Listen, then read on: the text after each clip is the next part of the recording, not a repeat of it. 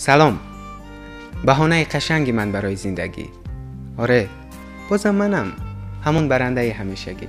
خوش به حال نفر هنرمند به قبل قندش زنه. کاسخانه روباب قشقری را آماده کرده استادیم.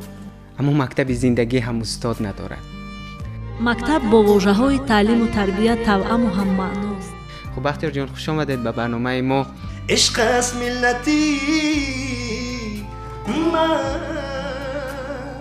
البته تماشا میکنم، لیکن نه تماشا میکنم البته. از این رو خنده کنید عزیزان، به شما میزبه. وزی چی نیست دیگه، وز گپ پولای فهمیدی؟ خب بیاید لحظه هم باشد همراه به سفر میرویم به تماشای اهرام‌های مصر. زندگی با لحظات خوبش زیباست.